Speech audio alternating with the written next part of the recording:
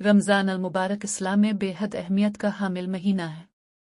ये महीना न सिर्फ रूहानी पाकीज़गी और तक़वा हासिल करने का मौका फराहम करता है, बल्कि इसकी फजीलत और बरकत कुरान पाक और अहादीस मुबारका में भी बयान की गई है।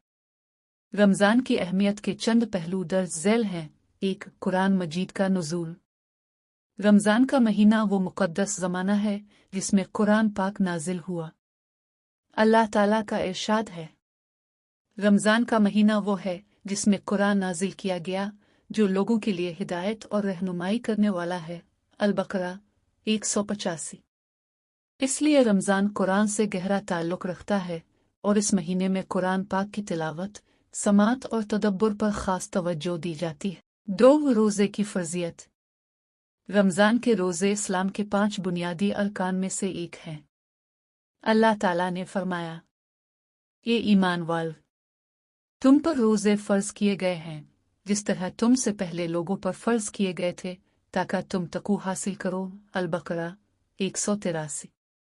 रोज़ा रखने से इंसान की रूह पाकीज़ा होती है और इसे अल्लाह की रज़ा के करीब होने का मौका मिलता है। और खुदसाजी।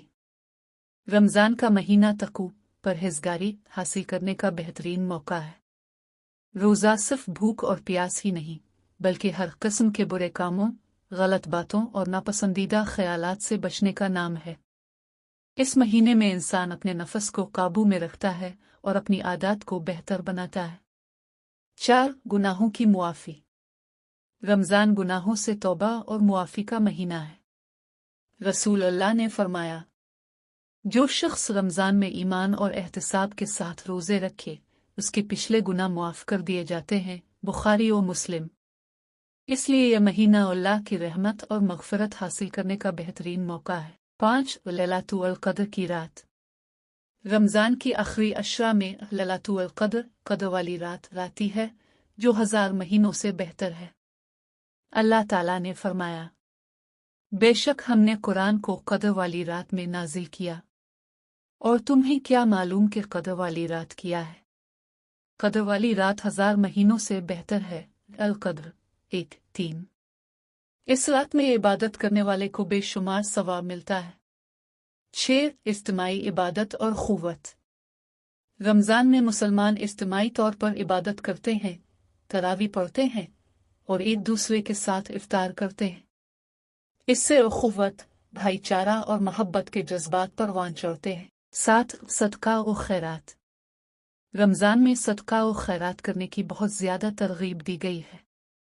रसूलुल्लाह रमज़ान में बहुत ज़्यादा सखावत फरमाते थे।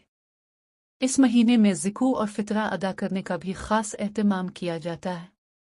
8. जन्नत के दरवाज़े खुलना और जहन्नम के दरवाज़े बंद होना।